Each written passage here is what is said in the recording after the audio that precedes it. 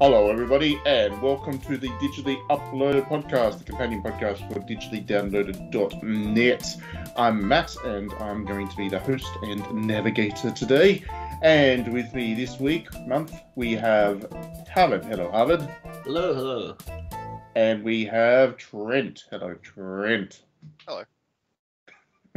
You're always nice and short and sharp and to the point. Well, Harvard was too. I thought that was the vibe.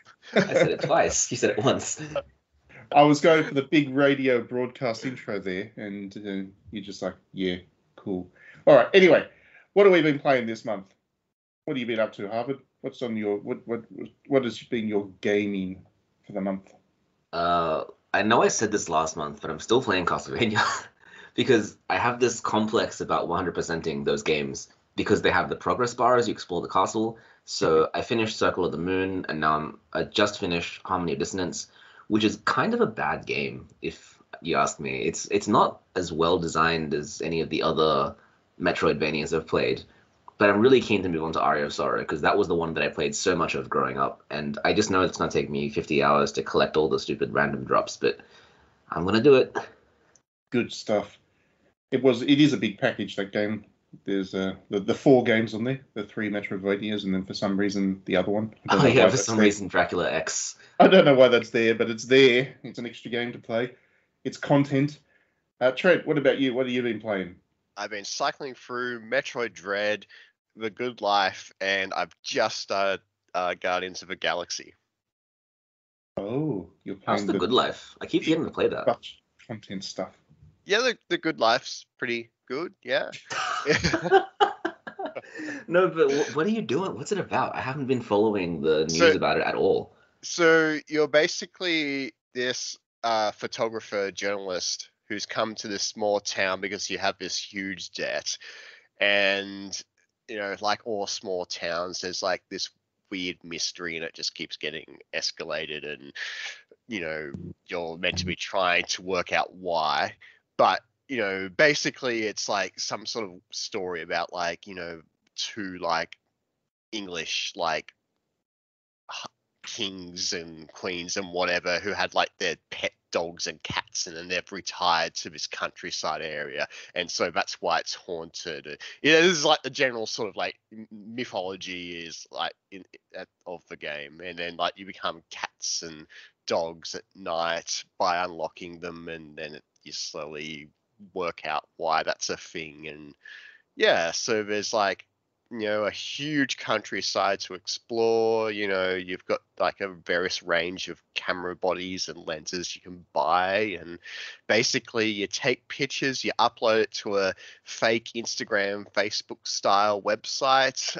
There's no comments, you just get heaps of likes, and then the likes then convert to money, and then the money then converts to slowly paying off your debt, and then your debt slowly gets not paid off because you keep buying food. That sounds cool as hell. I can't believe no one's talking about it. Yeah, it did kind of drop out of nowhere, didn't it? Like, just landed and a couple of people bought it, and that's that. Well, it was a Kickstarter thing like ages ago, and then it was really big around then. And then in terms of its actual launch, like it just really did actually drop out of nowhere, the actual launch. Oh, well, hopefully it's a success for Swery, because always happy to see that guy do interesting things. And I actually haven't played it myself. I don't have a copy yet, but it is on the list of things to do if I ever find time for myself. So that's why you all need Xboxes. It was on Game Pass. Even if I had an Xbox, I would not be playing Game Pass, Trent. I mean, I kickstarted it anyway, so... Cool. Well, that sounds like everybody's having fun. That's the main thing, right? Okay, so we're going to go to some music, some Hatsune Miku music, and then we're going to come back and we are going to talk about the games in November. Brace yourselves, there's a lot coming. You're just going to not say what you're playing, Matt?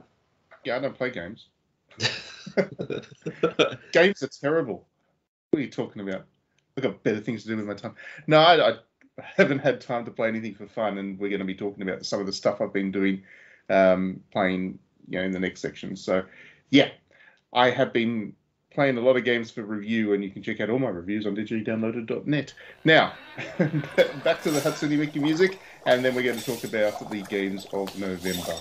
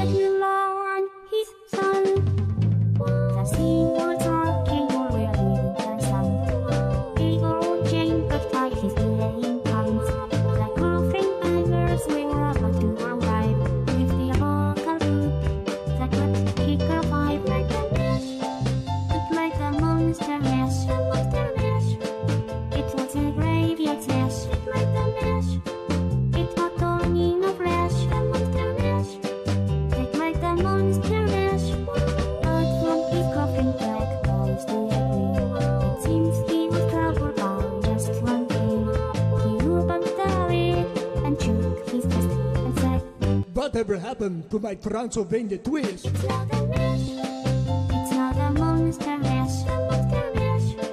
And it's a graveyard smash. It's not a mash. It's not only no flash. A monster mash. It's not a monster mash. Now everything's good. The whole part of the line. And a monster mash is the hit of the line. For you, the raving, this mash what's into.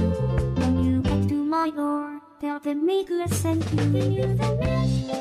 Then you can monster mash. A monster mash. And to my graveyard smash. Then you can mash. You catch all me no flash. A monster mash. Then you can monster mash. Easy, Igor. You impetuous young boy, you. Mash! That's good! Sing it, Miku! Do the monster mash. Do the monster mash. Miku! Do the monster mash. Miku, mash! Do the monster mash. Good! Do the monster mash. Miku, do the monster mash! Welcome back, everybody. Okie dokie. So we're here to talk about the games of November, and like I said in the last section, or the intro, there is a lot to talk about. November is always the busy month for game releases. Got to get your games out there in time for the Christmas rush, and the developers and publishers are certainly doing that this year. So we're going to run through them as quickly as I can, and then we're going to very quickly talk about the ones that we're looking forward to, and then we'll get into the rest of the podcast. Well, this may well end up being the whole podcast, given how many games there are. All right, so on PlayStation 5, skipping through the ones that aren't so interesting or aren't so prominent, I guess the first one for people who like their shooty things, there is a Call of Duty coming. That comes out on November 5. This is World War II combat like never before. It's called Call of Duty Vanguard, and I won't say anything more about that before I get too angry at 7 o'clock in the morning on a Saturday. I've got better things to do than think about Call of Duty. The first interesting game that comes out on PlayStation 5 is Jurassic World Evolution 2. That comes out on November 9, and that is the Frontier Development, the theme park style Jurassic Park, where you go and breed dinosaurs and research up new dinosaurs, and then have this theme park full of people that come and see the dinosaurs, and they can get out and eat some people, which is pretty cool. And yeah, it's good. The first one was all right. The first one was a decent enough effort, but certainly the best park builder effort that we've seen for Jurassic Park in the past. So I'm looking forward to seeing what Jurassic World Evolution 2 does. Moving on, skipping through a lot. If you like Grand Theft Autos, on November 11, the Grand Theft Auto Trilogy comes out. That's the Grand Theft Auto 3, 4, and Vice City, I think. I think it's 3, Vice City, and San Andreas, because that's usually what they call the trilogy. Yeah, whatever. I don't follow the series that closely, so yeah, those three coming out in one pack on PlayStation. So there you go. There's a Battlefield that comes out as well in November, because the shooty bags have got to compete with one another. Battlefield 2042 comes out on November 12. There you go. Yippee. Sherlock Holmes Chapter 1 comes out on November 16. I quite like the Sherlock Holmes games. This one could be good, I hope. They're never top-tier AAA games by any means, but the developer behind them, Frogwares, does a decent job with them. So I'm looking forward to seeing how that one turns out. Also, if you're into your MMOs, on November 19, the next expansion for Final Fantasy XIV comes out. This one is Endwalker, and that'll be an awful lot more contents for you to spend a lot of time in. If you ask me, Final Fantasy XIV peaked with Good King Mog, but yeah, I'm sure that'll be very good for people that are still playing that game. I would if I had the time, but I don't, so I just feel bad paying for it. But it is coming out. There is more to look forward to coming out on November 19. Scrolling through more. If you're into your Farming Simulator 22 comes out on November 22. People love to make fun of that series, and then they play them, and then they get hooked into them big time. They're really good games, the Farming Simulator series, and there's something very cathartic about them. So I'm sure this one will be good too. I think this might be the first one that's native for the next generation of consoles. So you'll see a graphical upgrade, one assumes, and so on. But that's, like I said, November 22. Scrolling forwards more, we've got some sports games and things happening, which is fine. Beneath a Steel Sky comes out on November 30. I don't know why I'm interested in that game, but something about it rings a bell. So yeah, it should be there on your agenda, I guess. And that's basically PlayStation 5. That's on the soft end, I guess, of the release schedule. But looking at PlayStation 4, what else we got? We've got Fast and Furious Spy Racers of Shifter. That should be a racing game. That should be fun. In the absence of a, what's the EA one? Need for Speed. Need for Speed. In the absence of a Need for Speed, there is the potential that a Fast and Furious can fill that gap, which will be cool if it works. Those are mostly movies, right? Not games. Well, yeah, that is the series. Fast and Furious is a movie series. Yeah, so they're not known for... Are they known for their games? I don't actually know. I don't know if there has been a game before, has there? Surely there would be. I just don't know if it was good. Well, I will... I'll take your word for it. I honestly don't know.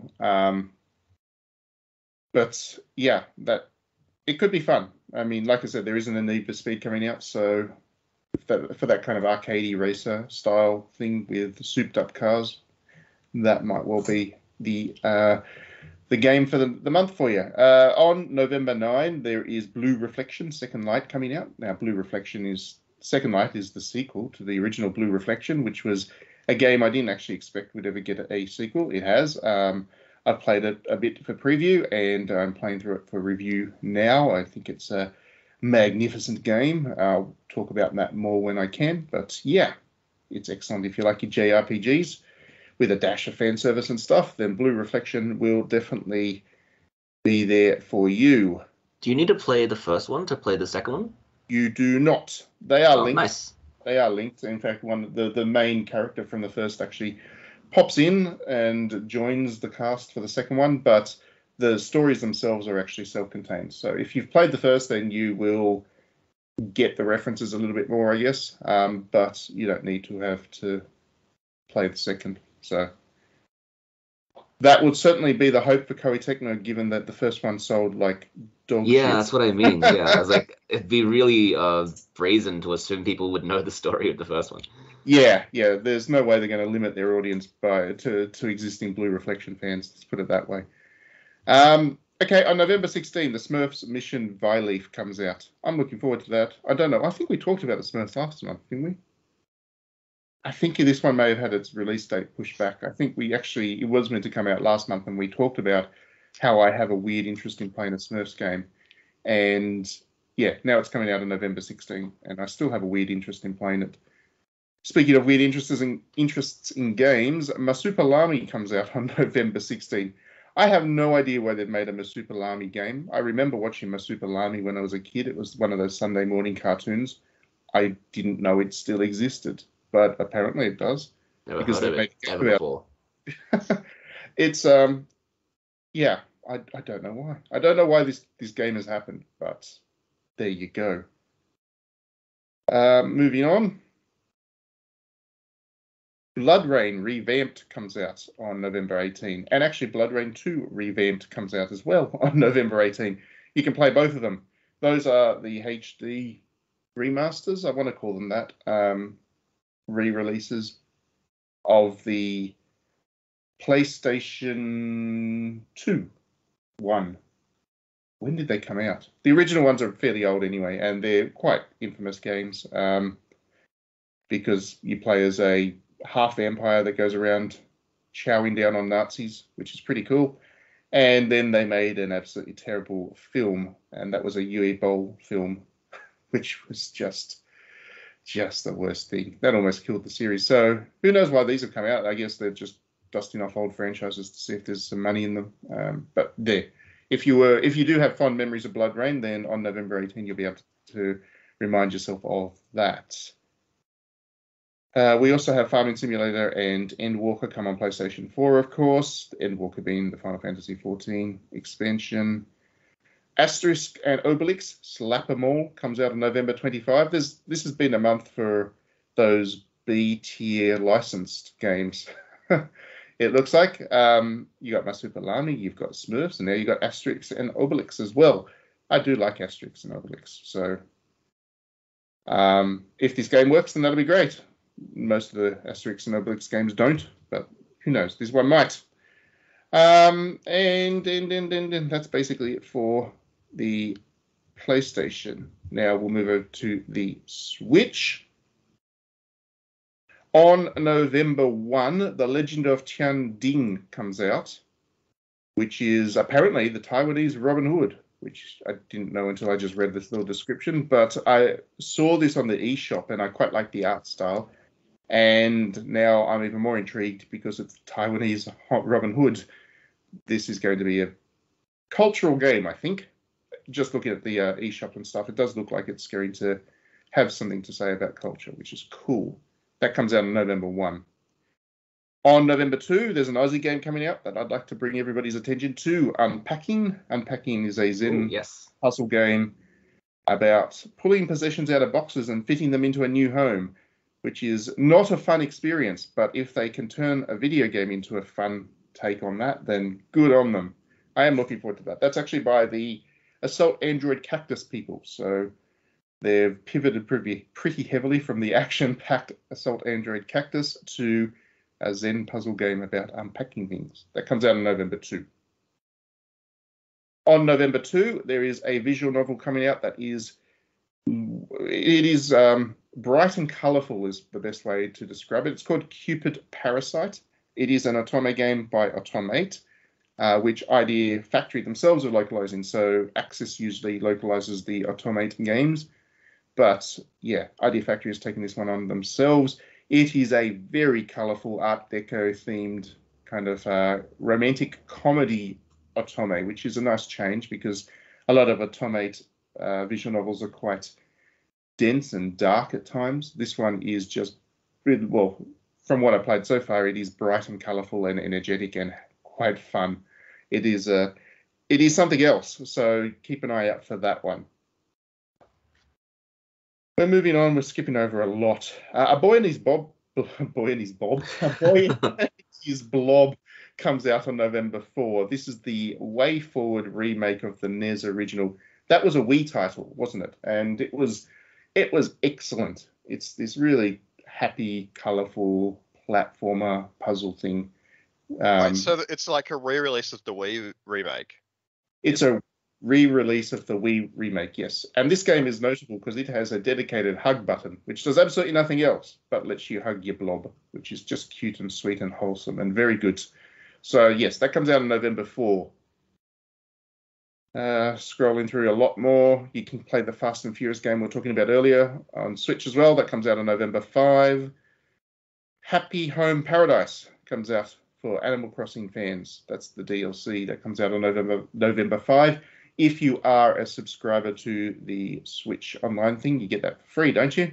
Yes. That's part of your subscription. So that's a big bit of DLC. That's not just a little content drop. That's a chunky piece of DLC. That It's around $40 Australian. Like I think it's like 39, something like that. Yeah. Yeah, it's a substantial thing. So if you are a fan of Animal Crossing still, if you're still playing it every day like Trent is, then you will definitely be looking forward to the DLC. I mean, the update with Brewster is probably a bit better, but anyway. Also on November 5th. I'm still scrolling through. There's a lot of scrolling through. You can play Blue Reflection Second Life on the Switch as well. That comes out on November 9 there as well. And yeah, if you like your games portable, then that's great. Gus games are never too console demanding, so it probably doesn't matter if you play it on PlayStation or Switch. We've got Star Wars Knights of the Old Republic coming out on November 11th. I'm so excited. I've been waiting to play that for so long. I am very happy about this. The only time I've actually ever played this game was the iPhone port of it, which was fine, but I'd like to play it with buttons as it was intended. Yeah, So, it's on PC, but the PC version apparently takes a lot of hoops to jump through to even get it working. So I never dropped for it, but everyone loves this game, so I'm so excited for it. It is one of BioWare's best. I mean, this is what BioWare came onto after after Baldur's Gate. So after they produced Baldur's Gate and Baldur's Gate 2, this was their next project, and it is very much Baldur's Gate set in space with Star Wars theme and stuff. So yeah, it is the better Star Wars experience as far as I'm concerned, because it does put you in that world, but at the same time it gives you a full in-depth and branching narrative style RPG to enjoy as well. So yeah, definitely look forward to that. Do not miss that one.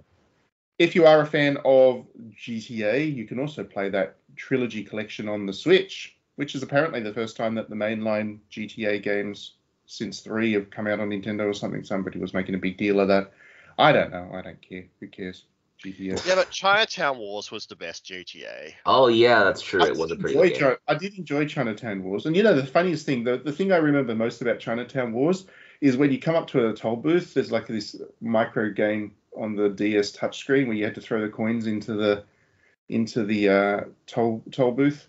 For some reason, that's the thing that sticks in my head most about that game, because you could do it fast and throw the coins, and you could have like that Blues Brothers moment where you just toss them and they land in and you just scream on through, and if you miss, then you haven't paid your toll and you get in trouble and stuff. That was fun. Random things that you remember. Matt, you might like Vice City in this trilogy, because Vice City is based on like Believe it or not, 80s I have Miami. I have played these games. I joke about them a lot. I have played these games. They're fine. They're fine. They're just games, you know. I don't think they're anything particularly special, but they are entertaining, and that's fine. Maybe I had too fond memories of these, because this is like when I was growing up. But, Probably not good influences for me, but I mean, the other reason that I'm not that pumped on it is because one day later, on November 12, Shin Megami Tensei V5, not the, why did I say the? Shin Megami Tensei V, I just said it again, 5 comes out on November 12. And okay, you're right. This is way better. yeah, this is exciting. I mean, you could always binge Vice City and just get up to that game the next day, you know? Nah.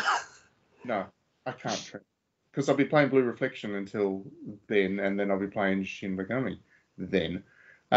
So yeah, this is obviously a huge deal for people that like their monster collecting dark RPGs. I am looking forward to a whole bunch of people who come into the series via Persona being like, well, this game's all dark and tough. Yeah, you ain't got nothing yet, you Persona fans. Shin Megami is the real deal. And Is it out on other consoles as well, or is it no, just it's Switch? exclusive Switch. It's actually Nintendo. What? It's Nintendo published. What? That is Nintendo, not a match at all. Nintendo has published it. Well, Nintendo worked with Atlas on Tokyo. Oh no, yeah, Vice. they're good So- at Atlas. I just mean like the style of They're game. good buddies. They're It's good. so bizarre for the Switch exclusive, but sure, okay, I'm down. Hey, you don't diss Nintendo's publishing efforts. I mean, they were the ones that brought Project Zero Maiden of Blackwater to us. Don't forget, on the Wii U, they published And I that. reacted the same way when they did that too. So yeah, that's good. If you want something that's a little bit different to your dark RPGs, then also on November 12, Ty the Tasmanian Tiger HD and Ty the Tasmanian Tiger 2 HD collection comes out on Switch. Those are 3D platformers that are set in Australia, developed by Australians, and you play as a very Australian mascot character. I actually like those. I don't like 3D platformers, but the Australian thing gets me. So yeah, I'm looking forward to that. I'll buy the collection, even though I already have the original Ty the Tasmanian Tiger on Switch. I'll buy the collection for the second one, I guess, because I haven't got that yet. You can play Smurfs on Switch as well, November 16. You can also play Masupalami on Switch on November 16. We have Star Wars Jedi Knight Collection coming out on November 16. I think those have already been released, haven't they? I swear they're already out, yeah. Yeah, so this is just a collection of two of them together. There's also Star Wars Racer and Commando. There's another collection combo coming out. Both of those. Yeah, they've packs, been out for a while. Yeah, both of those double packs come out on November 16. They're also physical releases. So if you were waiting on that, then you'll be able to pick them up then. You'll be able to also play Blood Rain on Switch. This is the first time that the Blood Rain games have been released on Nintendo consoles. So there you go. You'll be able to play those on November 18.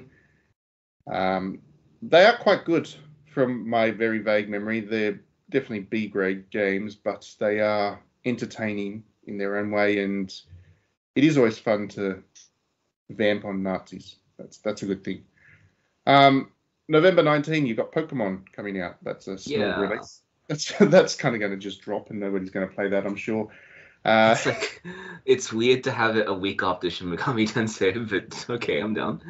Yeah, we're going to be collecting monsters like crazy. It's good.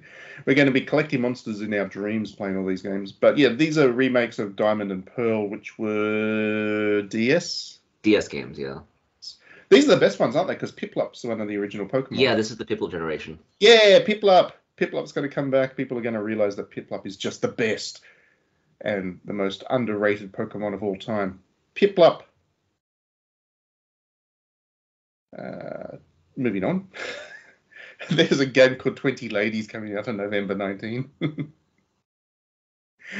I don't know what that game's about, but I'm just... Also catching monsters.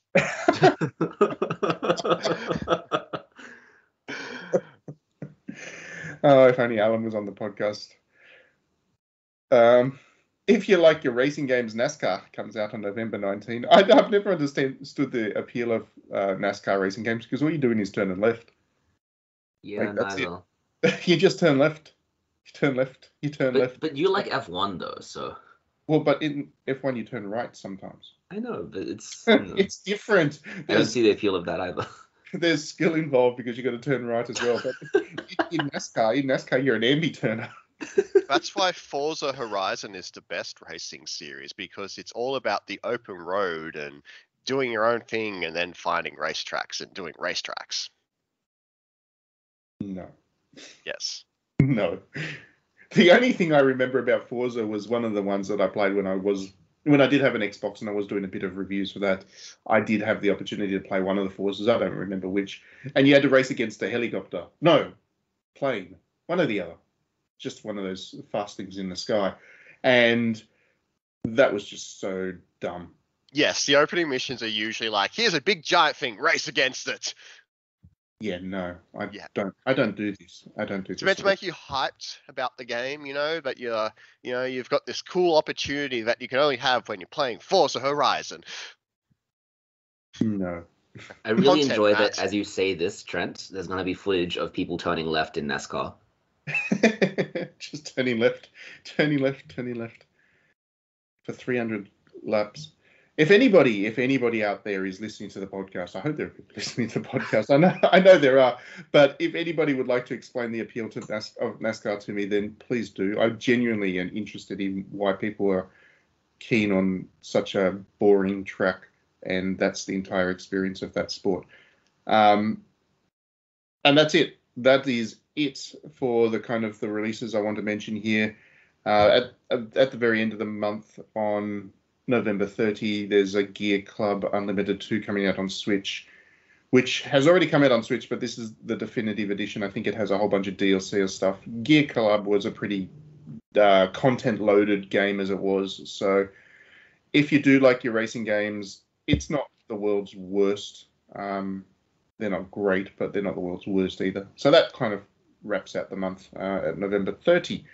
So, Harvard, what is on your... I mean, when we look at that, I know I said at the start there is an awful lot of games, but it really is the Switch this year, isn't it? This month, the Switch really came through this month. I'm looking at the list and I'm going, I want to play all of these. Yeah, November definitely belongs to the Switch this year, and it's Shin Megami Tensei, it's Pokémon, it's Blue Reflections on the Switch as well. There's a lot of RPG stuff there. And then in between that, there's a whole bunch of smaller but interesting things as well. Anyway, Trent, tell us, what are you looking forward to the most for the month? I mean, I'm just going to say Animal Crossing because we all know that's what's going to happen. I could lie to myself and say, I'm excited for Pokemon, but I'm not really because I want the other Pokemon. And I can say I'm going to play Blue Reflections, but I'm probably not going to play it until December or something like that anyway when it quietens down. And I'm probably only going to be playing like half the games I still haven't finished right now, like The Good Life and all that anyway into November. So by the time Animal Crossing comes out, it's just going to be like, oh, this is fun and new, and then I'm just going to have to redesign my whole island and live with the fact that it's all going to be in the museum now and no more buildings. That's a good point. All the games that I'm looking at for next month that I want to play look long as hell, so that does sound nice. Yeah, there are a lot of very long games coming out in November. That was the other thing. When I was looking at the list and going, oh my God, where am I going to find the time this November? It's because a lot of them are just so lengthy. But yeah, the Animal Crossing thing does seem like it's a decent addition to it, and it's a huge. I didn't really like the it's a huge 3DS Happy Homes. Like, I liked the concept, but I hated that it was a separate game, and I hated that it just felt very disconnected from what I already did, all that other stuff, and it just seemed really like it just seemed like a really nice add-on thing, but it just felt like way too boring because it was its own separate thing. So I feel like as an extra thing can do in the main game, maybe it'll be more fun. Yeah, I'm just disappointed they didn't put the board game in. I like the board game.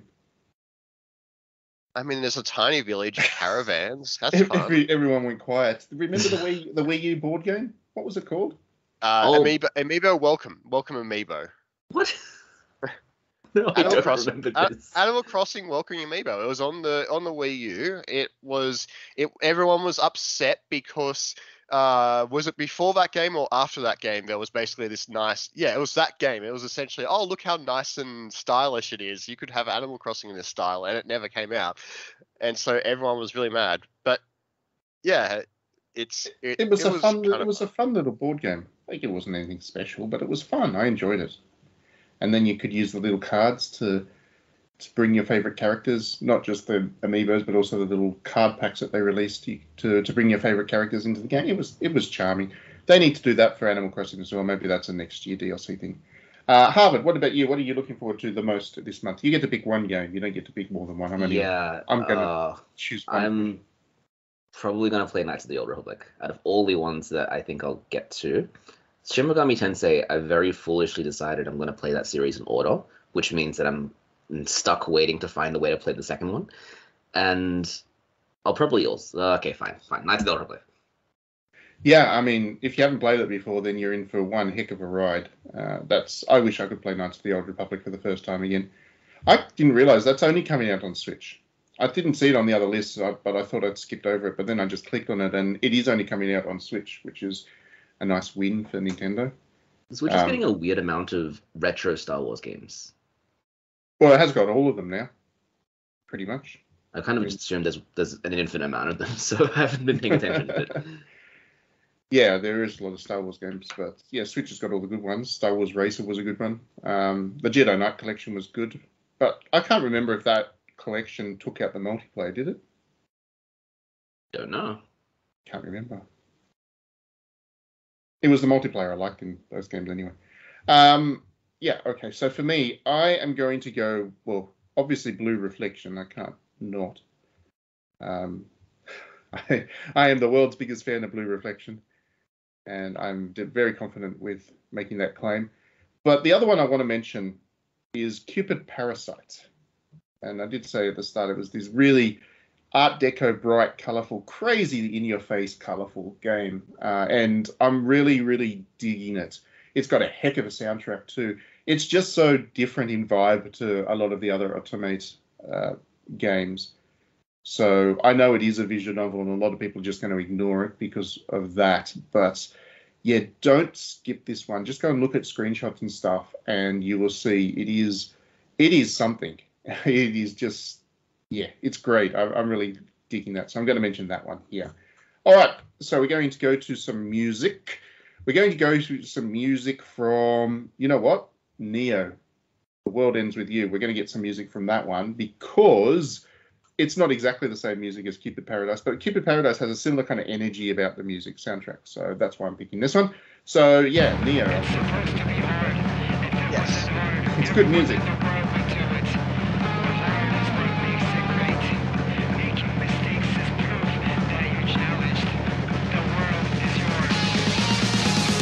Systematic world killing me. Getting numb really fulfills me. Takes me higher, someplace I've never been. I'm about to wake up, let it begin. Watch it burn like a fire burn. I'm coming back until the world is yours, the world be mine. One step closer to the edge. I'm about to wreck, so I'm ready. If you're let's play, the game is on, so bring it on. You don't know me, so I'll show you. Now you know me, I'll pull through. I'm ready to take you. I'm right in front of you, right in front. Oh, I'm about to lose it. I'm telling you that won't back down. I'll prove it. No other place than now, so I'm ready to move it. So let me show you Mr. Not improving. I know you want me, yeah, but I'm strong, and that's what you gonna do now. Get your guns and ammo, grenades and auto, prepare for a fight and battle. With my sword and my shield, I'm ready to reveal. Right in the battlefield, in the center, I'll be here. Keep on top field. Ready to play, I'm down, I want this body.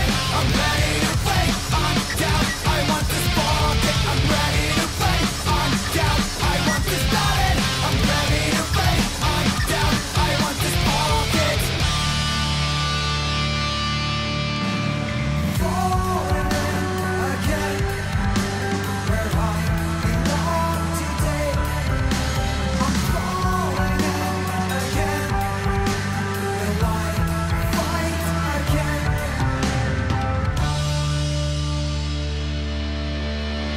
Oh, I'm about to lose it. I'm telling you that won't back down. I'll prove it. No other place than now, so I'm ready to move it. So let me show you Mr. Not improving. Says who, but I know it's the right thing when I'm in the mood for fun with tactics. Adapt the situation, I've never been stories are building. Every day keeps changing by a bit. Get drifted to another place where there's different kinds of ways. Oh, I'm about to lose it. I'm telling you that won't back down. I'll prove it.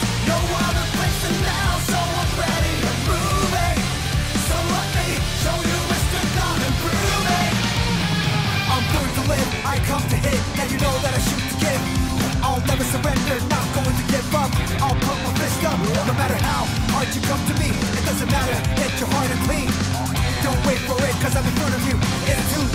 my head, I'll be ready to play. I'm down, I want to start it. I'm ready to play. I'm down, I want to spark it. I'm ready to play. I'm down, I want to start it. I'm ready to play. I'm down, I want to spark it.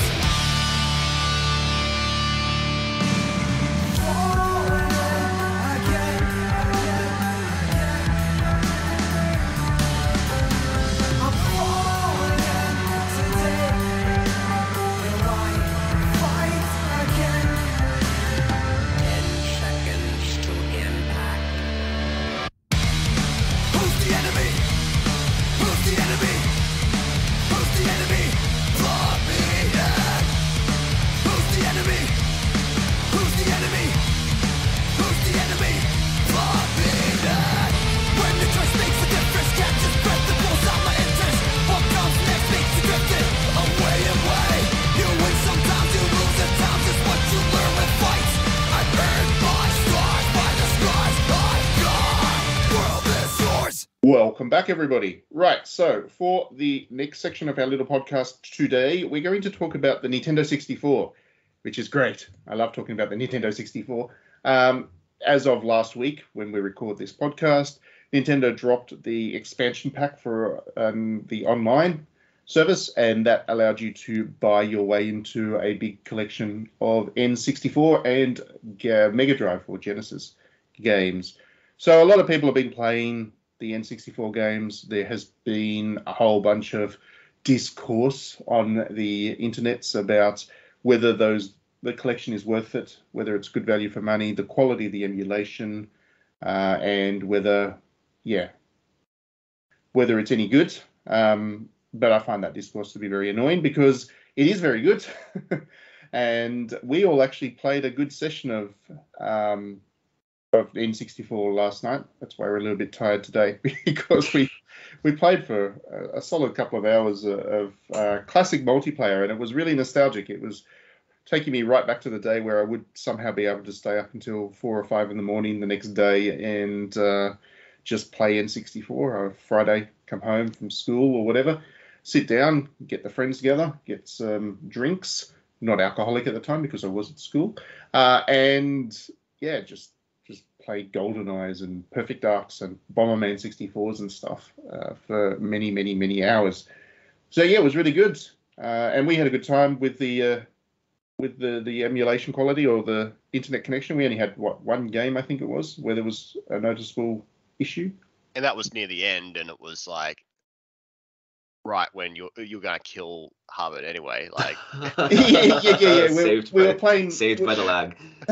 we were playing Winback for we played like 20 games of Winback, which is just great. I loved Winback as a kid, and I never thought I'd play the multiplayer Winback again, but there I was playing it. And yeah, we had maybe one match in that where there was any kind of lag from, we weren't sure if it was the Nintendo service or the NBN or one of our internet connections. But yeah, other than that, it was all silky smooth. It was good fun. That was the first time you guys had played Winback, wasn't it? Yeah, I've never heard of it before this system, but it's a really good game. I was surprised because I've heard all the things about how GoldenEye hasn't aged very well, and I can imagine controller-based shooters before, I'm guessing Halo, might not have been very well to control.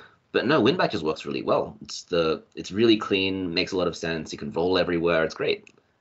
Yeah, GoldenEye has not aged well at all. I did try and play some GoldenEye on the actual N64 probably about 2 years ago now.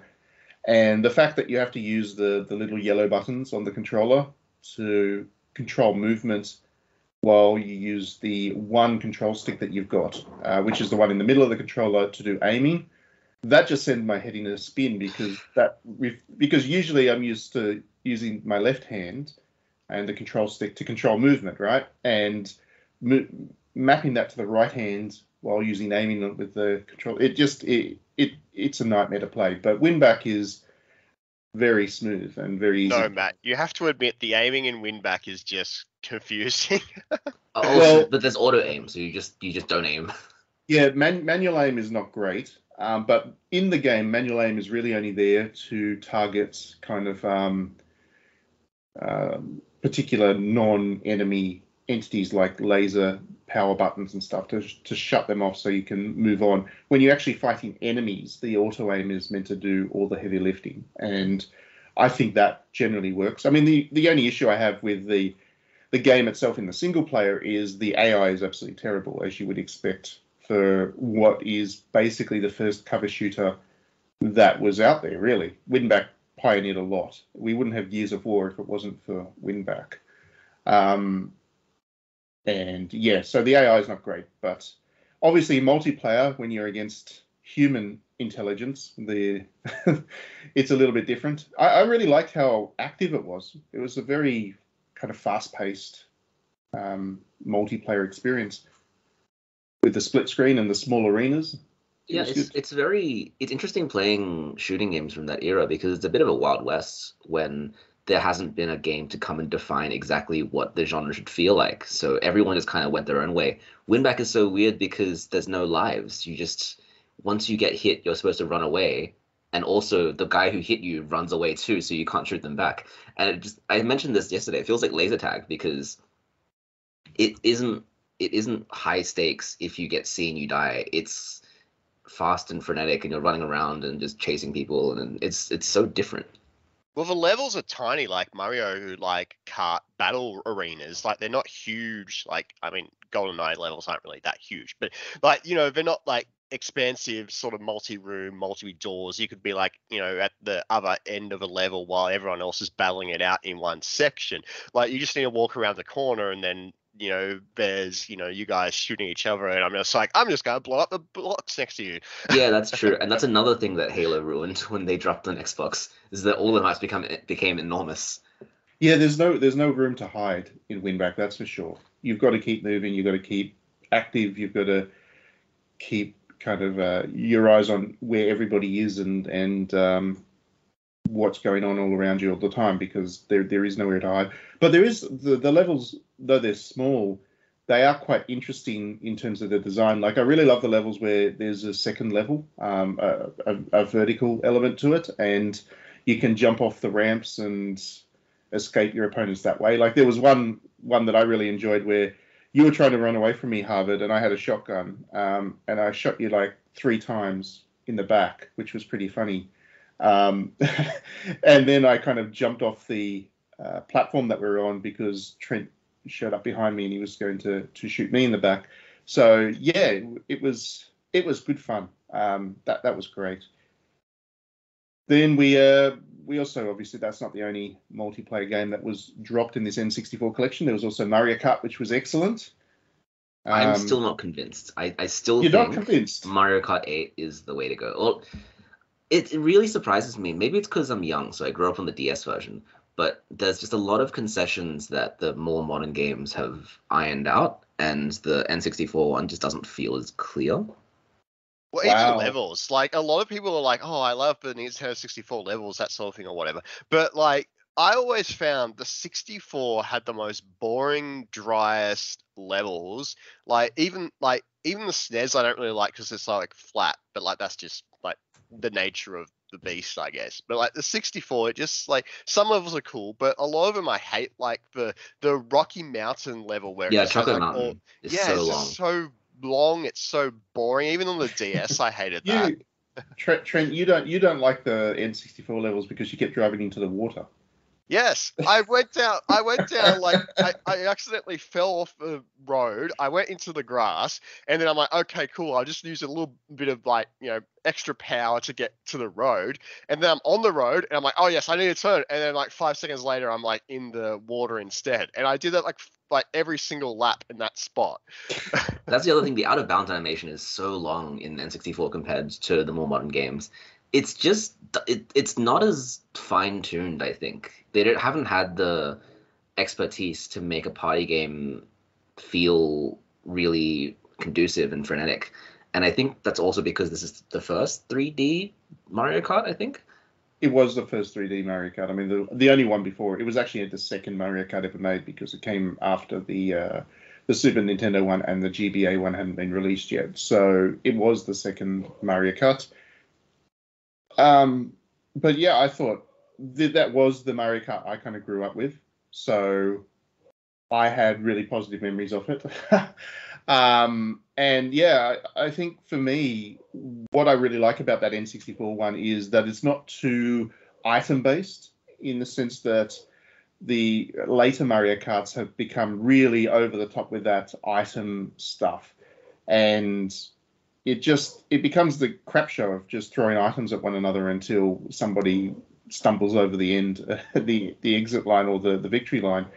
Whereas with the N64 one, there was a bit of a more balance between skill and items to keep things fair. So for me, that was a key difference. That's what I really liked about getting back into it, the N64 one. I also really like the battle mode in the N64 one. I have really fond memories of that. We played that a lot when I was younger on the actual N64. And Block Fort in particular was just one of our high rotation multiplayer experiences, and having that, being able to play that again was really great. What else did we play? We played Lilac Wars briefly, played a couple of rounds of that. I don't think you got into that one very much, Harvard. Star Fox 64, the single player, is amazing. It's top notch. The multiplayer, you don't have to play it. It's not a big deal. It's interesting because dogfighting games would work well at a split screen level. It's just with the little screen, it's kind of hard to figure out where you're going and where you sit compared to all the other players. It's just, it doesn't feel very tight or smooth. Whereas I'm sure there's a dogfighting game out now currently which has online multiplayer and not split screen, and that would be a lot more fun.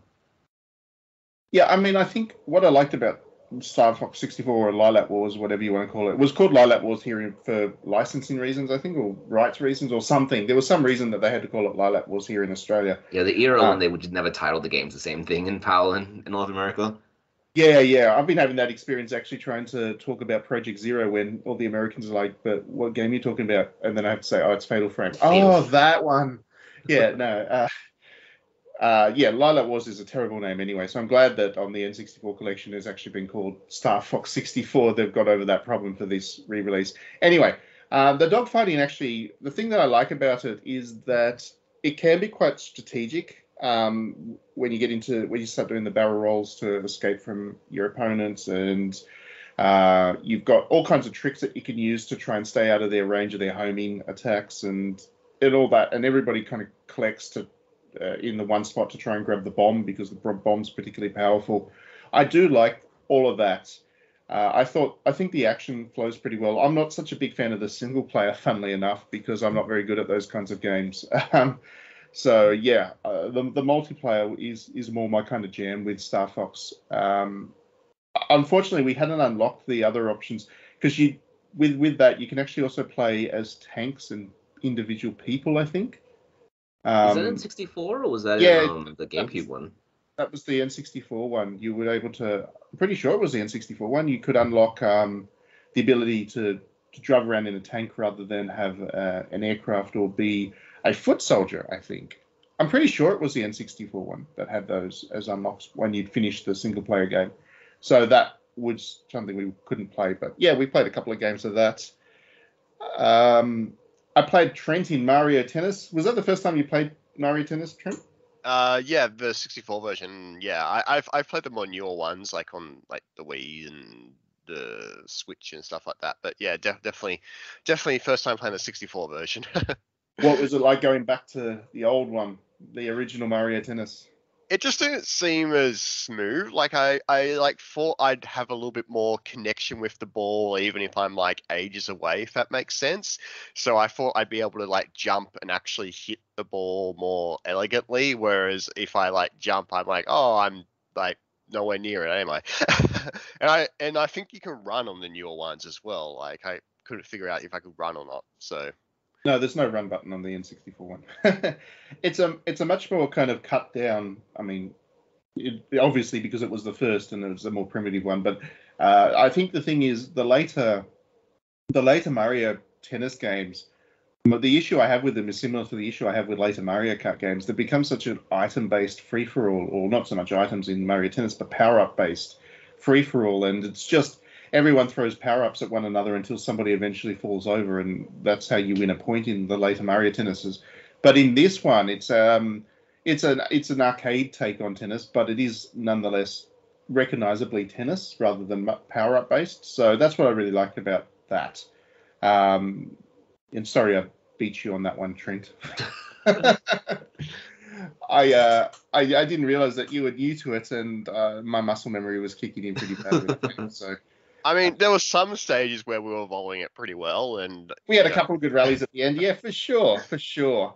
It was a good time. What else did we play? We played Dr. Mario, which we won't do again. Yeah, we won't talk about that one. But can I mention, Sin and Punishment is such a good game. Everyone should. Oh, you've been playing that, have you? Yeah, it's so good, and it's honestly worth the entire N64 package because it's rare, I think. Well, it was never released in English. That's the thing. That's what. Oh, is that why? Yeah, so it was this game that had a legendary reputation in Japan on its original release, and everybody was hoping it would get released into English, but they never did. And then they localized it for the first time for the Virtual Console release on Wii. Which, I remember this now. Yeah. Yeah, people got really excited about that because they could finally experience this classic. I didn't play it then. I played it my first time with this N64 collection as well. And that is definitely not my genre, but I think it's amazing like you. It's just an incredible game. We should definitely play that because we didn't get a chance to play the multiplayer in that. It's got 2-player multiplayer there as well. We should hook up and give that one a go because I reckon that'd be a blast to play in multiplayer. Yeah, it's so much fun because it's like a rail shooter, but the environments and the enemies and everything are so creative. It feels like a little bit like Time Crisis in the arcades, where you're just always moving forward, always got some giant crazy enemy shooting at you, and it's just, it's so good. They don't make games like this anymore. It's such an incredible experience. Yeah, it's absolutely. I mean, the rail shooter has definitely died away big time. I remember back then, I mean, if you wanted to play rail shooters, even back on the N64, you basically had to go to the arcade because the home consoles weren't really great at emulating the kind of movement that you needed to cover the screen, at precision and speed, like you would with a kind of gun peripheral. So the fact that they managed to get that to work so nicely on the N64 is just amazing. It's just it is just such a vividly creative game. I've only played a couple of levels on it so far, but I'm definitely looking forward to digging into it a lot more. But to talk about Dr. Mario again, you really didn't have a good time with this one. But were you play? I've never played Dr. Mario before, ever. Like not even any Dr. Mario games. No, I played the only Dr. Mario I played was the Luigi one on the Wii U. Oh, on the Wii U. Back when they didn't have any Wii U games. And I wasn't a big fan of that either, I must admit. I played Mean Bean Machine, which is basically the same thing. Well, no, hang on. Mean Bean Machine is more columns, isn't it? No, I think Columns is more columns. Columns is Sega's answer to Tetris. That's right. Anyway, Mean Bean Machine I played. That's also on the Genesis collection, actually. But yeah, I'd never played Dr. Mario games, and I did not even know that this one existed on the N64. I didn't realize there was a dedicated Dr. Mario release on the N64 until I played this one. And yeah, I could see it working as single player, I think. I might give it a go as a single player thing, but as a multiplayer thing, it wasn't that interesting. Certainly, Tetris has done a better job of making a compelling multiplayer puzzle game experience, I think. Yeah. Dr. Mario is, excuse the pun, it's a bit therapeutic in that you start with this really chaotic board and you're slowly chipping away at it until you eventually clear it all out, and it feels good to go through that process. I just didn't think that it would be fun to do that with people next to you as a race. I feel like that just takes away from the appeal of that kind of gameplay.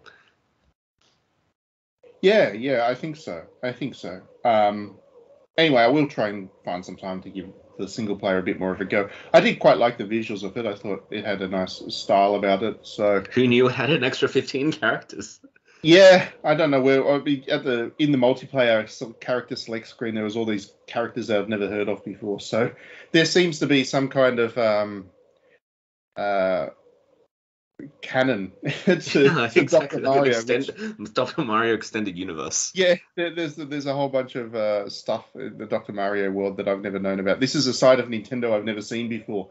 So yeah, that was nice. But that's kind of the point of these collections, isn't it? It gives you a chance to play games that you wouldn't otherwise. Like Yeah, on the never Genesis. played Winback.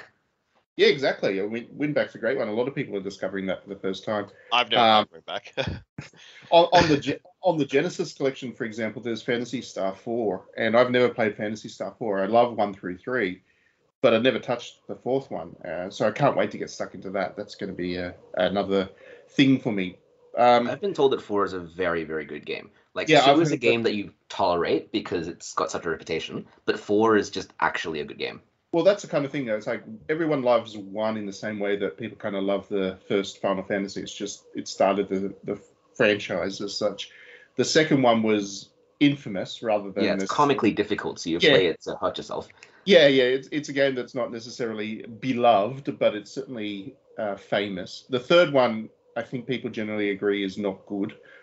But The third one's confusing and no one plays it, yeah. Yeah. But then the fourth one, I've heard people kind of describe it as the Final Fantasy VI of the Phantasy Star Collection. Yeah. It's just a good game. Yeah, so I can't wait to get stuck into that. That's over on the Genesis. And I love that the Genesis is there. And even here in this podcast, we're talking about the N64. Everybody's kind of ignored the fact that Mega Drive or Genesis is a big part of that collection as well. People are talking, how dare Nintendo charge an extra $30 per year for access to the N64? But no, you actually get access to another whole console worth of stuff there. And there's some really good games on there as well. There's Echo the Dolphin. There's Alex Kidd. Is there an Alex? I think the thing with the Genesis games though is that because Sega's already released that collection, and I think nearly every game in the Nintendo package has already been re-released elsewhere on something else. So I didn't feel excited for it because I kind of just already played them all. But you not win back.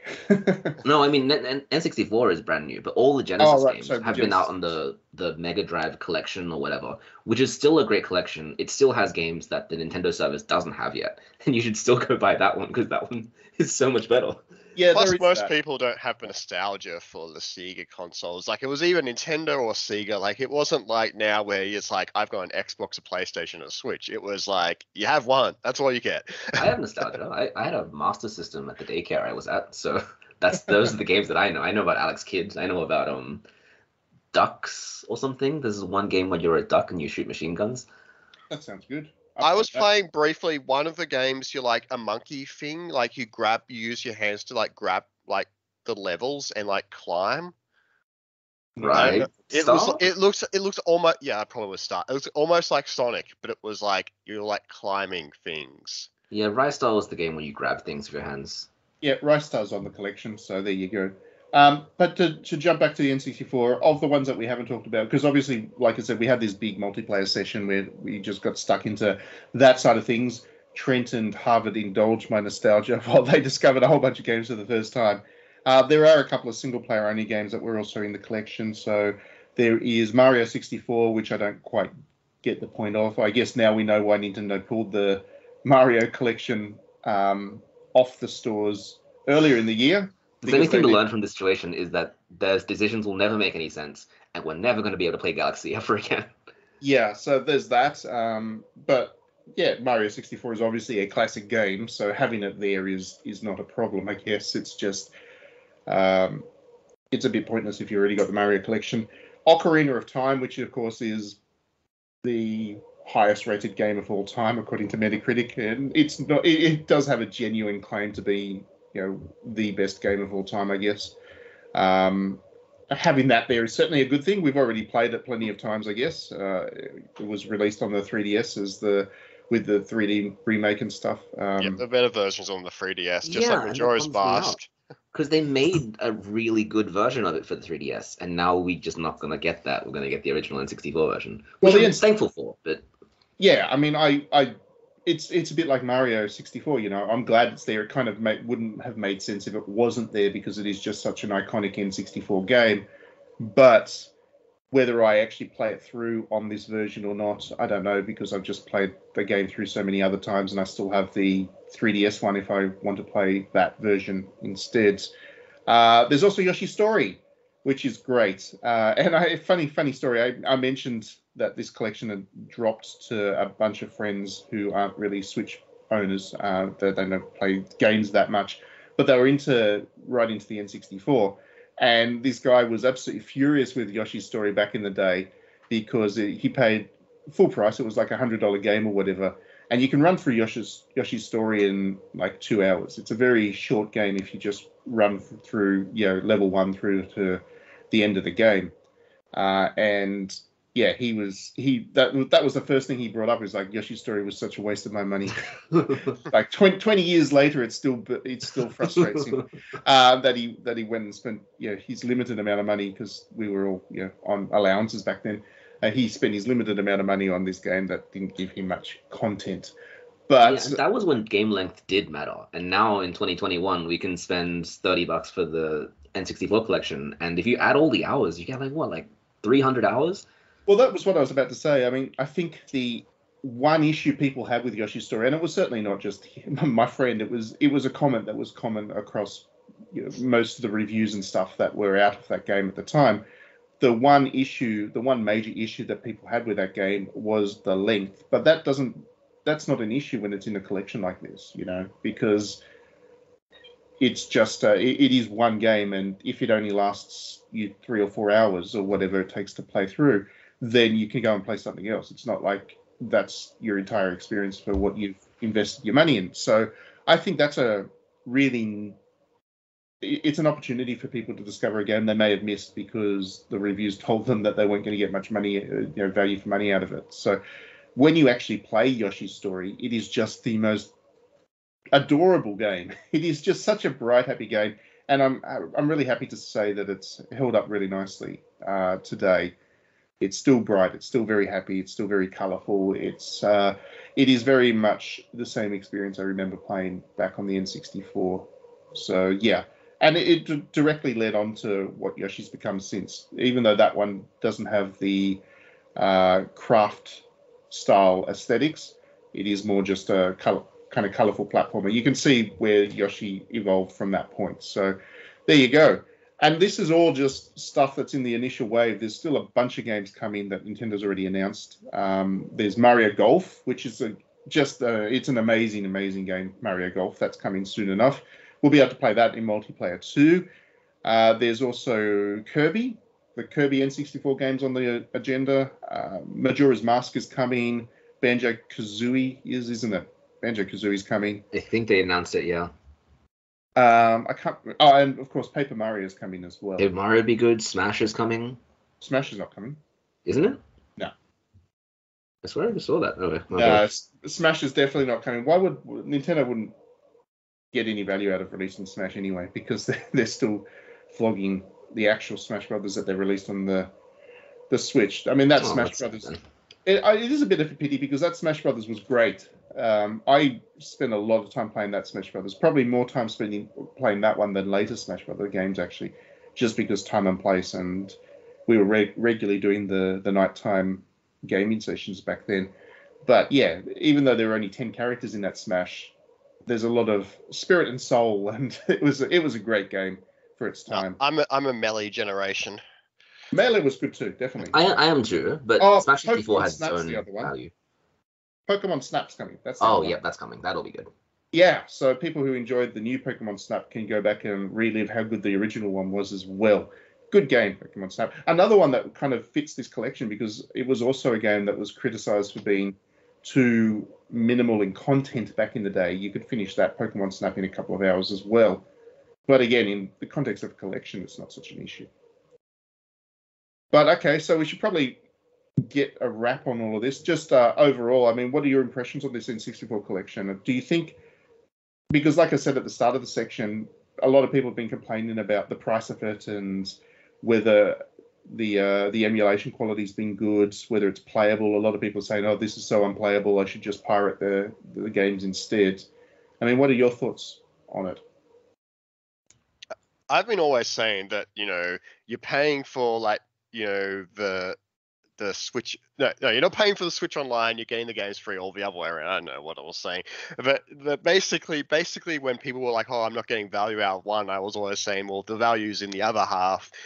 and the Switch Online in general is getting a lot better. Like it's a lot more thought out these days, and I think there's a place for, in general, what Nintendo's doing with the Switch Online. Like going away from like the virtual consoles for a bit, you've got things like the Animal Crossing DLC coming into the package of like the premium membership, and so obviously at some point there's going to be more and more DLC into that premium price point. So you're going to be looking at, okay, well, premium offers me DLC for a bunch of games I may or may not play, but it also offers me, a collection of 64. It also means a collection of, the Genesis. It offers like maybe, GameCube will eventually come, or, some Game Boy Advance games or something like, that. Eventually the price point will look very more competitive and exciting. And in general, I think it works well as a product. It just needs more stuff right now. Like, a lot of it. Yeah. The other thing to remember is that even though it is $60 a month in a year, $60 a month would be a bit crazy. $60 a year in Australia, which works out at $5 a month. And people are saying, oh, it's just the N64. It's actually not, because that collection also still includes the Super Nintendo and Nintendo games as well. Altogether, you get about 150 games, I think, at this point, across the 4 consoles that are represented in the collection. And I think that's pretty good value. I think like usual, Nintendo fans hyped themselves up to something which wasn't going to happen, or is eventually going to happen, which was that they wanted the Game Boy games collection. I certainly want the GBA. I really, really want the GBA on this thing as well. I hope that when Nintendo does it, if they do, they don't add yet another expansion cost to it. We'll be paying 60 a month for all of those. People would lose their mind over that completely. But I think the GBA would be a natural fit for the Switch anyway. It kind of annoys me that it's not there already, because it was on the Wii U, and if the Wii U can do this, then why can't the Switch? But yeah, that's the one thing I'm kind of waiting for at this stage. I'm happy with the service as it is. I was really happy just to find that it all played. Like, I was concerned going into our multiplayer session yesterday that all those stories on Twitter and whatever were true, and we were going to have this unplayably laggy, nightmare experience. But we didn't have that at all, and that made me happy. That's the one thing that I really liked about this collection, is that a lot of these games do live on their multiplayer, and if you get an independent release, a re-release of these titles, like of Turok or with Final Fantasy Crystal Chronicles, you can't trust a smaller, Square Enix isn't much smaller, but like a smaller developer to have that same kind of online framework, whereas for Nintendo to have all these games in one place and to easily send an invite to someone and say, hey, you want to play some Mario Kart and maybe some win back later, like that's just such a great value package. I would absolutely recommend it if you have people who will play it with you. Yeah, I hope they do get a couple more of the multiplayer classics on there. I mean, I think Mario Party's probably not going to happen, given that they just released... Because they just re-released it, yeah. They just re-released the best of Mario Party kind of game. But I'm thinking stuff like Bomberman 64. Bomberman 64 was a blast in multiplayer. That was a lot of fun. It was a terrible single-player game, but the multiplayer was just great. And I would love to see that make its way onto this collection. There's no reason it can't, given that the licenses haven't changed or anything like that. And I would also like to see... I mean, Gauntlet Legends is a little bit of a difficult one, but we played a lot of Gauntlet Legends back on the N64. That was a kind of arcade RPG style thing, and it really worked on the Switch in 4-player as well. Once, like you said, Harvard, the game doesn't work so well in single player because the N64 was very much built about that multiplayer experience. But this online system that they've got allows you to play any of these games on multiplayer, and that's a good thing. So Gauntlet Legends would be another one. I'd also love to see some of those arcade sports games come as well. NBA Hang Time was great on the N64. Wayne Gretzky's... such a licensing nightmare. Yeah, that's also a licensing nightmare, unfortunately. And Wayne Gretzky's 3D Hockey, also a licensing nightmare, but it was great on the N64 as well. There's still potential for this thing to continue to expand, I guess, is the point. And hopefully they do. I mean, they got some incredibly obscure games onto the Super Nintendo collection on the Switch. So there's no reason that they can't see some of those more obscure 64 games as well. Maybe we'll get Castlevania 64. That'll be fun, right? And we start all over again with the Switch 2. Yes, I'm sure. I'm hoping all of that transfers across when they do the Switch It's too. not. It won't. It definitely won't. Yeah. Like, as much as Matt hates where Xbox is as games as a service for like all their subscription services, like Nintendo really needs to do that with VC. Like, it just needs to be, you pay your subscription, you get VC, and you just get like everything in their retro collection, and it just occasionally gets more games added each month, and it continues the life of extra consoles. Like, they really just need to do that. I think that's what they're doing with this, isn't it? That's kind of basically I the mean, point. this generation, but next generation is going to be something different, and then we're going to start again, and then we're going to play, the same free, Well, Nintendo I mean- 64 games again. We're assuming there. We don't know. I mean, Nintendo has got the infrastructure in this to make it transfer from one console to the next. So we'll just have to wait and see, I guess. But for now, anyway, yeah, jump onto those N64 games, enjoy them, and definitely play Winback. You'll see it there. You probably want to play Zelda or something instead, but play Winback. Trust me. Okay, music. We'll go to some music from... Winback. Winback's music's not The good. Winback music is so good. It's not good. No, it's great. What are you talking about? It's like no one's 90s gonna- drum and bass. No one's going to be bopping to those tunes, dude. No one's going to recognize it yet. We're going with the Uh. Yoshi story. We're going to go with the Yoshi story music. Okay, it's probably a safer choice. That's going to melt people's brains, and that amuses me. Okay, so we'll do that. We'll come back and we're going to talk about Pokemons.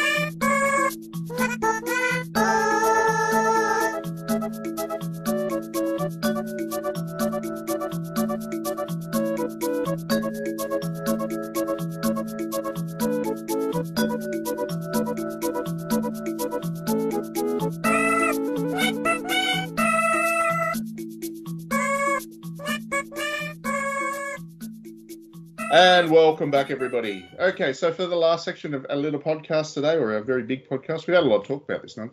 We're going to talk about Pokémons, because the new Pokemon, well, the remake of the old Pokemon game comes out this coming month, and we all like our Pokemons here, so we're just going to talk about Pokemons. We'll start. Harvard, what are your thoughts about this remake? Are you excited about it? I'm excited because it is these games. I think I spent a lot of time on these games because they were designed to eat your time. So I'm really excited to go back and explore all the, to be honest, kind of stupid mechanics that they introduced in Gen 4. Like the honey trees and the Safari Zone, they're all kind of bad, but they take up a lot of your time. And it's interesting to hear that. That one, was it? Yeah, this is the honey tree mud generation, like the stupid giant mountain fall into snow. It's just a frustrating generation, but because I grew up with it, I have a soft spot for it. Right, you know what? I really don't remember much about Diamond and Pearl. I just don't remember. Is this the one where they started to do the beauty contests? No, beauty contest was Generation 3. Diamond Gen and 3 Pearl. had quite a lot. It was crazy. Gen 3 was the one that there was just a lot of water, and you were surfing around and going to the underwater routes and stuff. Gen 4 was the one where there's the giant volcanic mountain in the middle, and all your routes are going through this mountain. Yeah, but Gen 3 had that as well. Like, you had the top of the mountain on the left-hand side. You sort of had the volcanic mountain, and then you had to walk on the snow, and it was like collecting into the glass. You'll have to give me actual title names. I don't know the gens. Oh, Diamond and Pearl. We're talking about Ruby and Sapphire is Generation 3. And Right. they agree with Trent, there's the mountain there, but it's mostly an ocean map. Whereas in Generation 4, the mountain is, Diamond and Pearl, the mountain is right in the middle, Mount Coronet. You get into it from after the second badge, and you're going all the way through it, up to the top, across all different directions. All through the game, this mountain is just everywhere.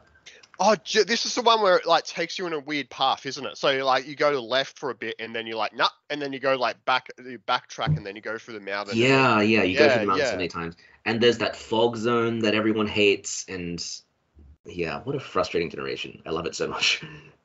Right. So I mean, I'm not that into the whole pokey culture.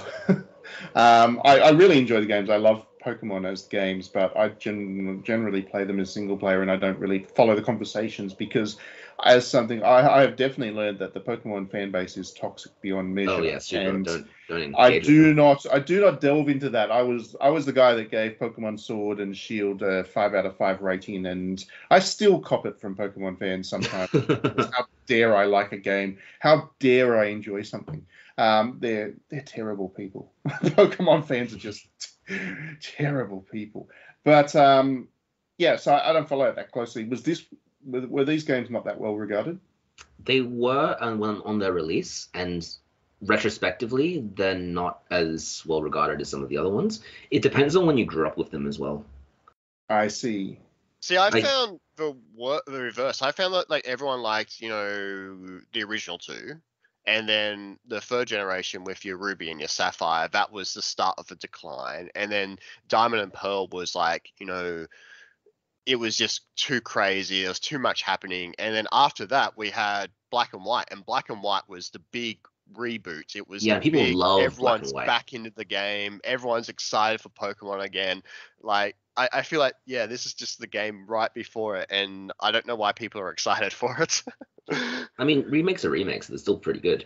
It's always nice to go back to somewhere you're familiar to and see how they've touched it up. And I think, Matt, you'll like this as well, because Generation 4's Sinnoh has a kind of old Japan vibe. There's a lot of history to the area, and it's also the region where they started to think about why the world exists the way it does. So you visit a lot of areas that make sense in the story and the culture of this environment. You go to an iron works, and you go to like a wind power plant, and you meet people who feel like they've lived here for a while. Whereas in the first two generations, it was just kind of you're on an adventure and the world doesn't matter as much.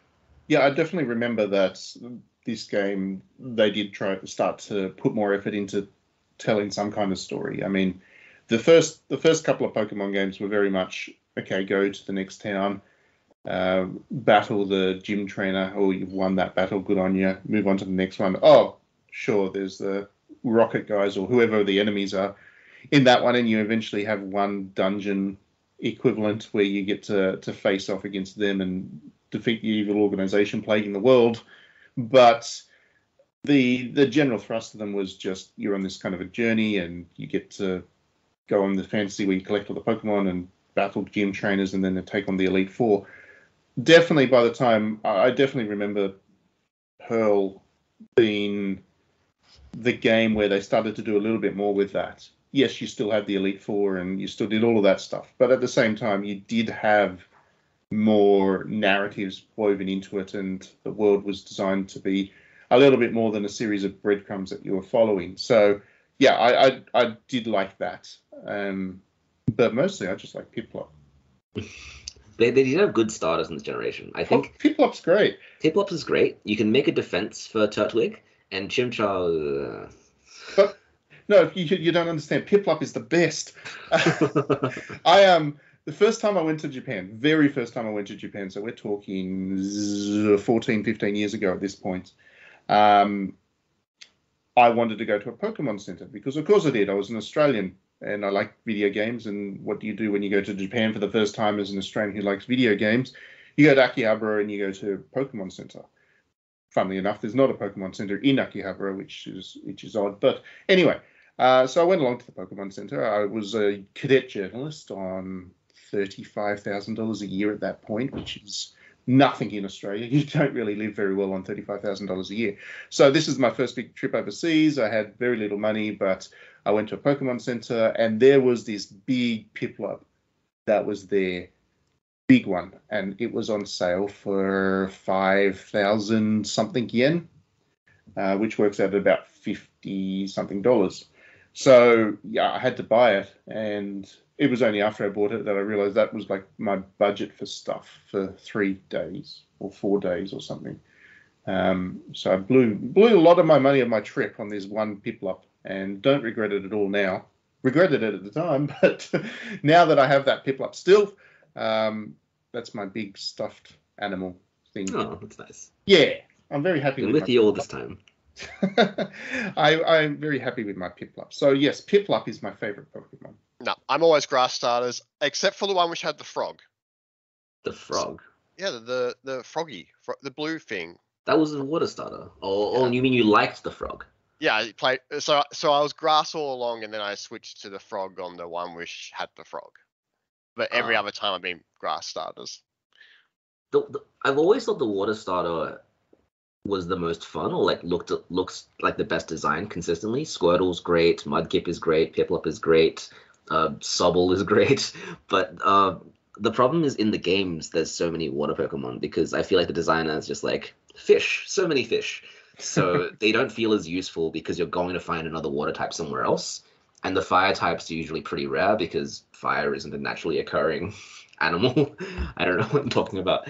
So it feels more strategic to pick the fire type, but the water types have such good designs. I always pick my starter Pokemon based on just purely aesthetics. I'm not interested in kind of min-maxing my way through Pokemon games. My parties are always just whatever Pokemon amuse me the most. And yeah, I've kind of dropped in and out. I very rarely choose the grass Pokemon as the starter Pokemon. I've never really liked any of those, I don't think. I did go with Charmander in the first generation because he looked like a dragon, and dragons are cool. But yeah, Piplup for that generation.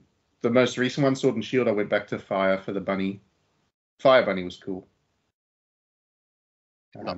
It's all about grass thing, whatever the grass thing I've was. never really picked the grass ones. Bulbasaur wasn't an ugly little bastard. I have the little monkey. The monkey is so So sad. awesome.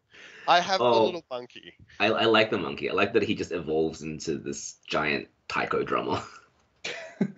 Yeah, the Such a evolved fun forms are design. always the actual base ones are always like the cute designs, and then they turn into like giant monsters or like overly muscly creatures these days. Yeah, that's the thing. Actually, You get the funny starter thing- and you're like, oh, they're cute, and then they evolve, and you're like, I didn't want this. Why did you do this to me? My wife stopped playing Pokemon because of that, believe it or not.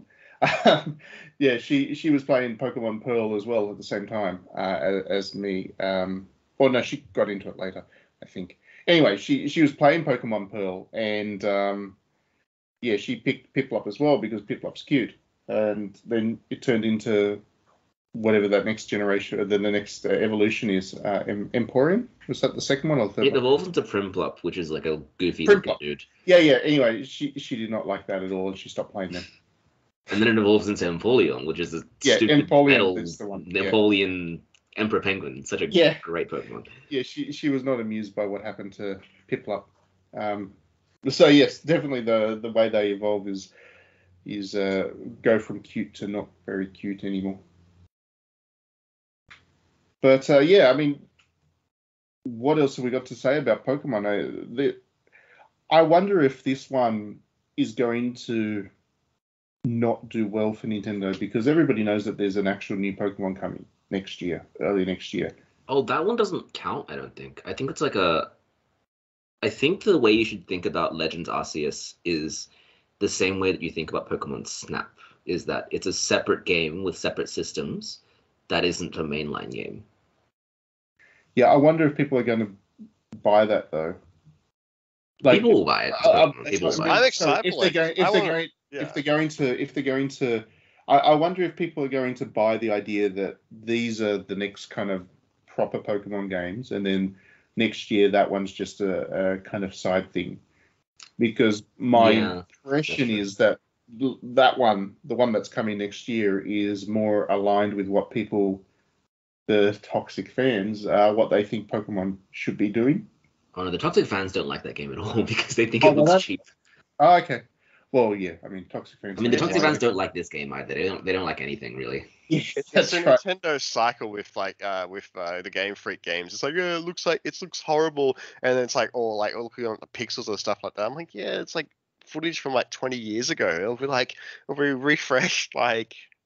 I'm just looking forward to release. the inevitable Pokemon. This Pokemon game is going to get released, and then somebody's going to do that comparison. This is what a Nintendo $60 game costs. This is what a Sony $60 game costs, and they're going to compare Pokemon to God of War or something like that. Yeah. In And any way comparable. I didn't bring it up because I didn't really want to talk about it. I think that the Diamond Pearls game is a pretty good game, and the remake looks like it's going to be fine. And all the little complaints about the graphical style and everything, I'm just like, I like the graphical style. I like how it like tries to take that chibi style DS look they had, and I like how fun it looks. yeah. I agree, and I like going back to tiles again. It feels more right for the franchise. But aside from that, I think people are going to buy it, and the people who yell the loudest on Twitter are very strange to me because it seems like they buy the game and they just spend the entire 40 hours angry out of their mind, hating it, and then making a big video saying, and here are all the reasons why it's bad. But they bought the game and they played the game, and I'm pretty sure they like the game. So Yeah, what are we doing here? There's a weird. I can't believe that we've ended up using this podcast to talk about toxic Pokemon fans, but here we are. There's a weird thing about that group in particular that they're obsessed with being fans of a series they just don't like anymore, and everything makes them mad, and they'd rather yell about these games on Twitter than play something else. There are plenty of other games out there that you can play if Pokemon's not your thing anymore. I think Pokemon's hit the point where people who grew up with Pokemon, and there are people who grew up with Pokemon who have now changed their tastes. They've changed as people. The original Pokemon was what, 30 years ago now? Not quite. 20 Not years. quite. Almost. Don't make me feel that very old, close. man. Oh, Don't no. Getting close. Anyway, people like me, for example, who played the original Pokemon, love the original Pokemon. We've grown up now. We're different people, and that means that there are a lot of people out there who would have just not interested in that series anymore. And yet, for the thing that I find really strange is that a lot of these people still seem to think that they should be into this series, and when it doesn't deliver for them, they get cranky. It's really weird that they just don't go and play something else. If I'm not interested in something, I just stop playing it. Like when I was growing up, I was a big fan of first-person shooters. I was right into Medal of Honor back in the earlier days of the series. I grew up, I changed, I realized that those games were pretty crap, so I stopped playing them. I don't get mad every time that a Call of Duty isn't tapping into my nostalgia for when I was 15 years old. So I just don't know why the Pokemon fans don't move on if this series isn't giving them what they want anymore. I think that you get very personalized with these games. If you take Medal of Honor as an example, you play the game, you finish the campaign, you consume it, and you move on. Whereas everyone's playthrough of Pokemon becomes extremely personalized. You see all the choices that you make after the course of the game, and then you become really attached to it. You start to feel like you own it. So you start to feel like you're also entitled to determine what the future of it should look like.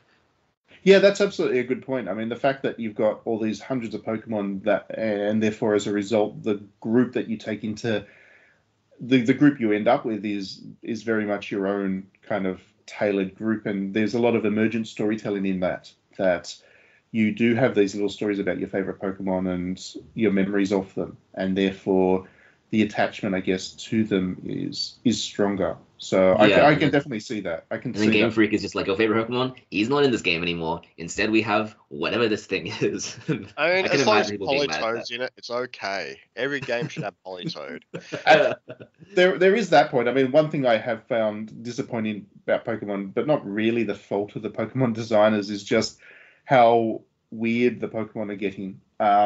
The original generations, the earlier generations of Pokemon, they were generally aligned with what real animals kind of looked like, or at least fantasy animals. So, Charmander looked like a dragon. Squirtle looked like a turtle. Bulbasaur is not really a point I wanted to make, but Farfetch'd, it's a duck. Psyduck, it's a duck. Pikachu, it's a mouse. They're all vaguely similar to real-world animals. The more modern Pokemon games is just, okay, let's take 7 different animals, stick them together, and voila, that's... Yeah, this fighter jet, it's a dragon now. It's also a ghost. Yeah. So I'm not such a fan of the design of Pokemon these days. I do prefer the earlier generations in terms of that. And I think for me, Pearl and Diamond will probably be enjoyable for that reason. It was probably the cusp of things where it started to change. So it's still, the monster designs are still the way I like them, just before the series took the turn it did with that. So yeah, I'm looking forward to that from an aesthetic point of view. And if you don't like it, there's always Shin Megami Tensei. That's a week before. Yes, that's coming out a week before as well. The discourse around that's going to be wild as well.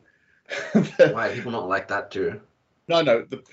The thing with Shin Megami Tensei, right? Because it's been so long since we've had new ones, and this happened with the HD remaster of Shin Megami Tensei 3.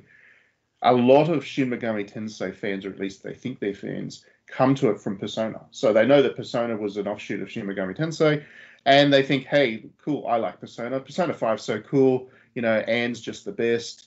I'm going to play this one because it's the same series, right? And then they play it and they're like, what the absolute hell am I playing? This thing's so hard. They get very angry. There were a lot of people that came to the series the wrong way around, and they're just discovering now that Shin Megami Tensei does not hold your hand. All the Persona fans should go and play Blue Reflection instead. Well, that's a good point. Yeah, that's a good. Blue Reflection is very much Persona-like for Persona fans. Or the Caligula Effect. That one just came out last month as well. Yeah, there's lots of high school energy JRPGs now. Tokyo Xanadu is another good one. Akiba's Beat is a good one. The Digimon games are pretty good. Cyber Sleuth is a good Persona-like.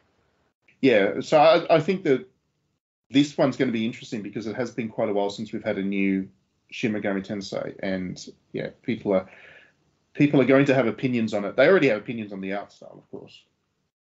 I just remembered that the Shin Megami Tensei 4 was a 3DS exclusive, and that hasn't been available anywhere else, has it? No, they never did take that off the 3DS, unfortunately. I enjoyed that. That was quite a good game too. Weird. Okay, well, I'm guessing that's going to be re-released at some point. Yes, I would hope so.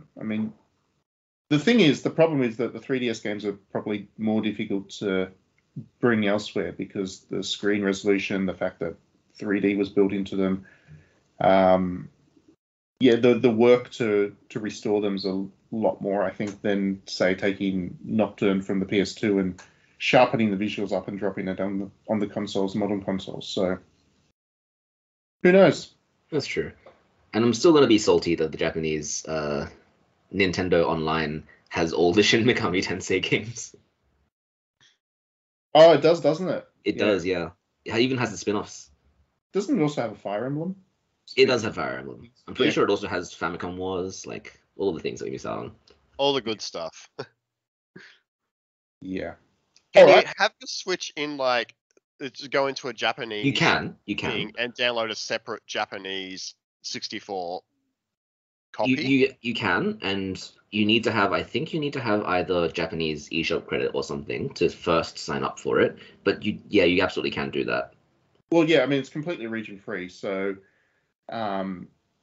you definitely can, just like you can buy Japanese games off the eShop, but as long as you got the Japanese credit, then you can also buy the games.